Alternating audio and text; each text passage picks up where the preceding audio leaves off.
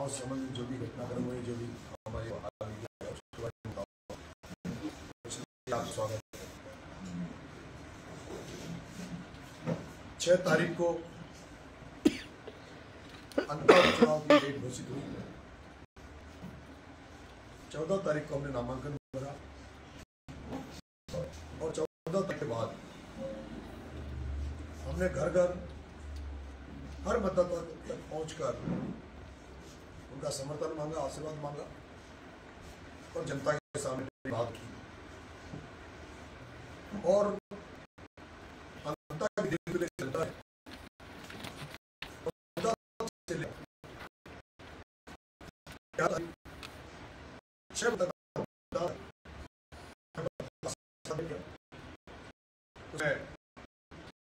जनता आभार व्यक्त करता हूँ, धन्यवाद ज्ञापित करता हूँ।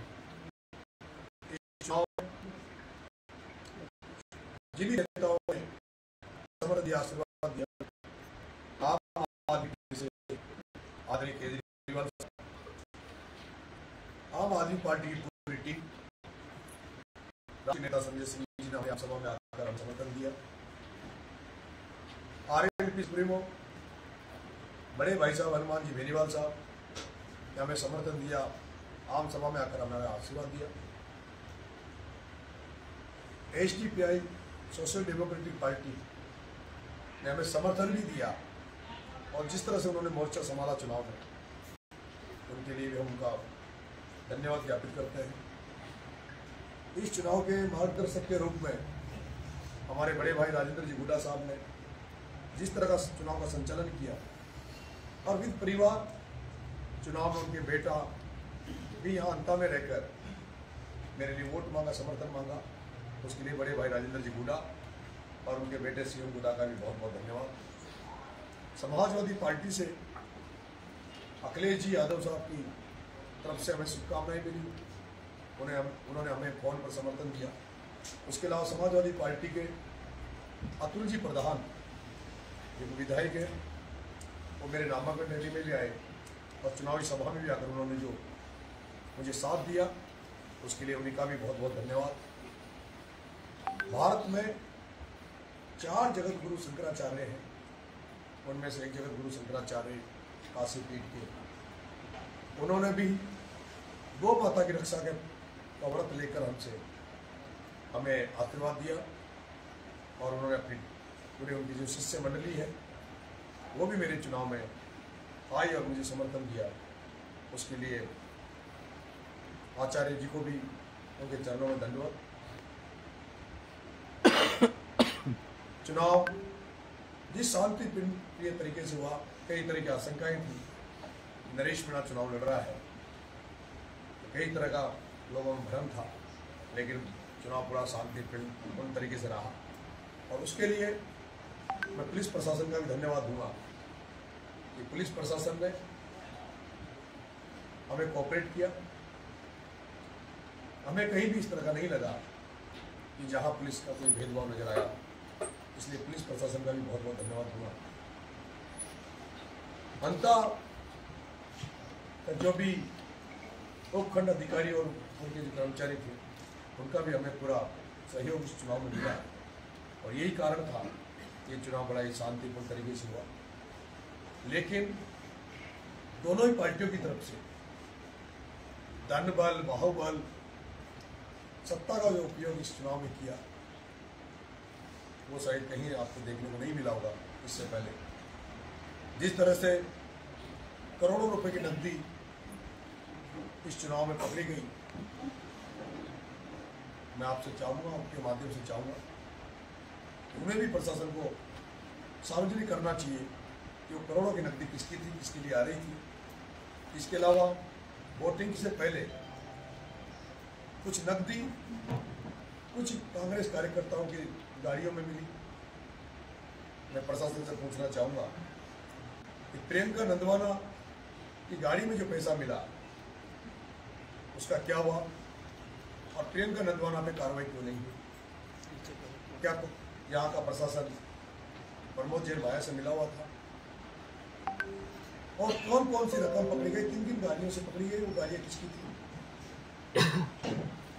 और आपको एक मेरे जो इनपुट है उसके अनुसार मैं बताना चाहूँगा, एक गाड़ी में 3 लाख रुपए थे, गाड़ी वाला पैसे फेंक कर भाग गया, तो 3 लाख रुपए किसी किसान को मिले हैं।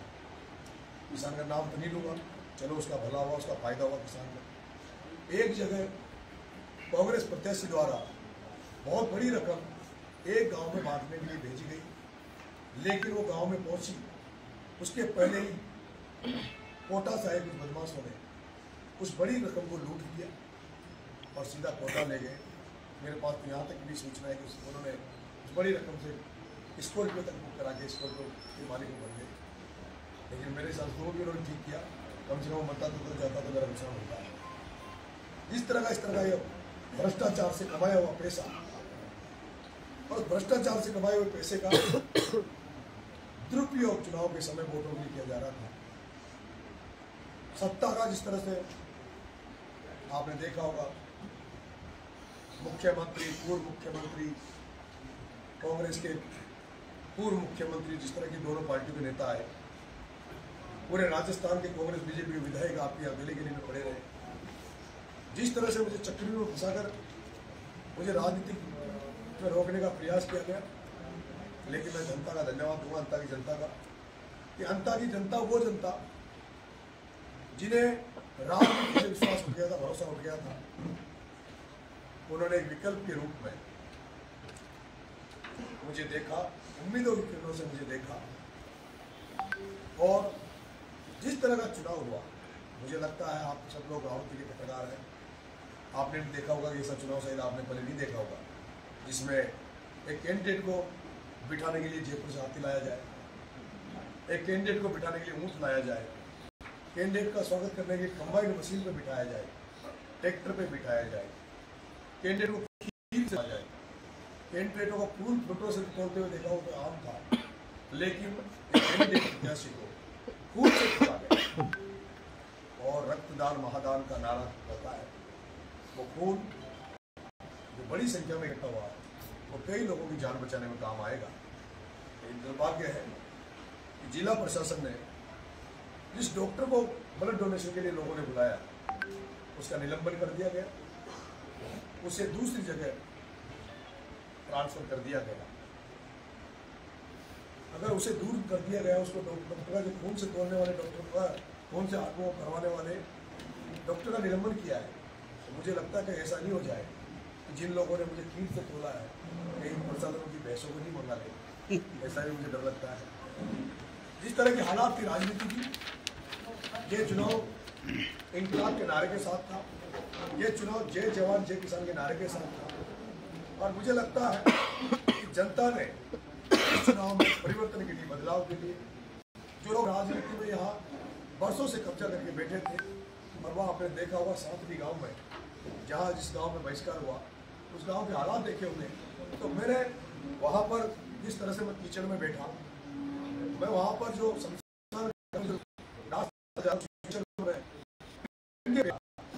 मेरा उसके पीछे एक ही मकसद था कि राजस्थान की राजधानी जयपुर में बैठे लोग, देश की राजधानी दिल्ली में बैठे लोग, जिनका नजरिया आड़ती को लेकर हो सकता है ये हो कि ओम बिरला उस आड़ती से आता है, वसुंधरा राजे जी उस आड़ती से आती है, तो वहाँ विकास की कोई कमी नहीं रही होगी। लेकिन जहाँ वसुंधरा राजे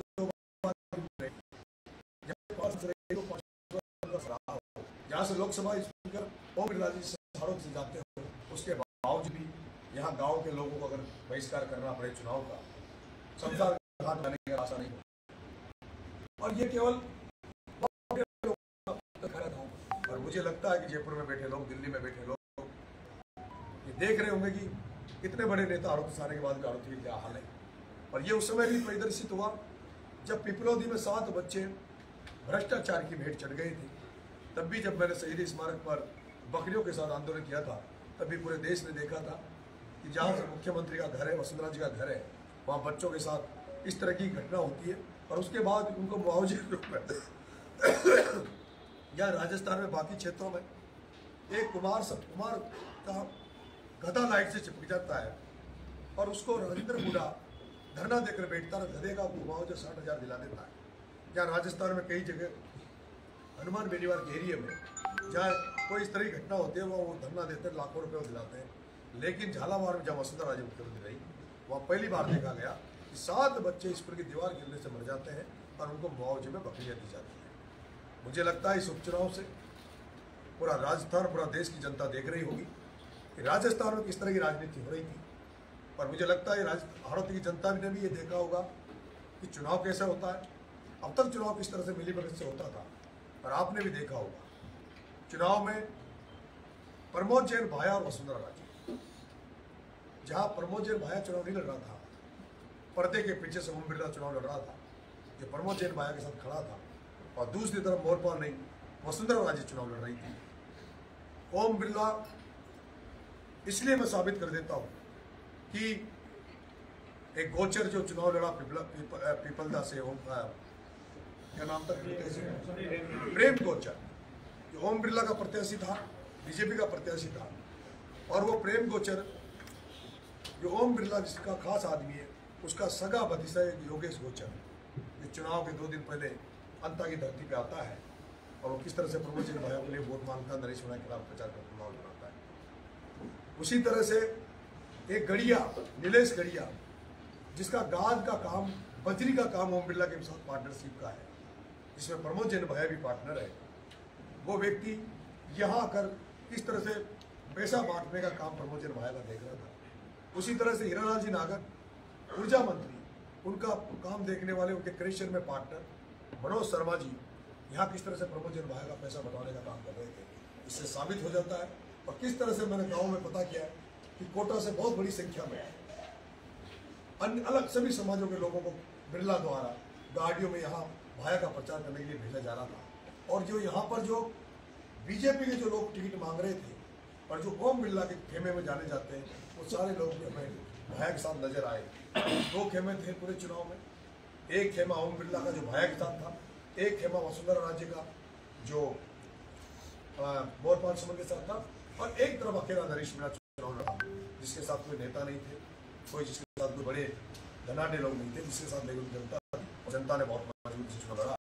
और मुझे लगता है कि हमारा काम था मेहनत करना, हमारा काम था घर घर तक मतदाताओं तक पहुँच कर उनका आशीर्वाद लेना, और मुझे लगता है कि उनका आशीर्वाद मुझे मिला होगा।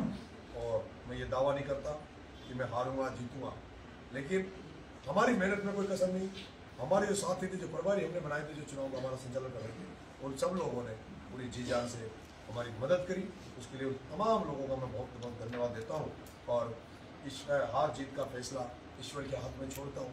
मुझे उम्मीद है कि नीली छतरी वाला बाबा का निशानी कृपा आप पर होगी और ठीक है। कोई सवाल?